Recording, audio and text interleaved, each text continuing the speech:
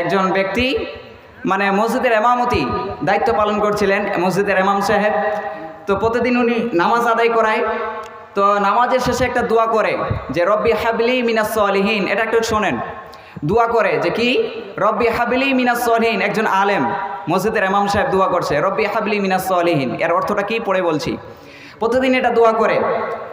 তো একজন ব্যক্তি এটা শুনেছে ইমাম সাহেবের কাছে, দেখে যে প্রতিদিন দোয়া করছে রব্বি হাবলি মিনাস সলিহিন। এবার মৌলভী সাহেবকে বলছে, মৌলভী সাহেব বলেন তো রব্বি হাবলি মিনাস সলিহিন মানে কি। ও মৌলভী সাহেব বলছে না আমি পারি না। পারেন না মানে বলছেন না পারি না। তখন ওই ব্যক্তি কি করেছে, একটা ভালো আলেমের কাছে গেছে, বিজ্ঞ আলেমের কাছে গেছে।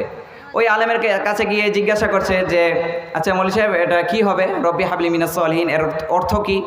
তো উনি তো ভালো আলেম বলে দিয়েছে যে রব্বি হাবলি মিনাস সলিহিন এটা হচ্ছে দোয়া, একটা কোরআনের আয়াত, দোয়ার মাধ্যমে পড়তে পারেন হে আল্লাহ আমাকে একটা নেককার সন্তান দান করেন।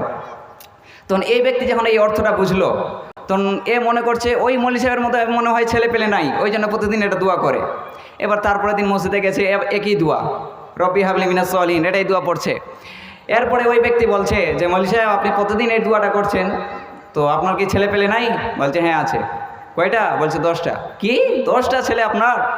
তারপর আপনি এই দোয়া করছেন রব্বি হাবলি মিনাস সলিহিন, কি করবেন না ঝুঁকলো, পুরো ভারতবর্ষ ফুল করে ফেলবেন নাকি। মানে অর্থ না বুঝলে যা হয়।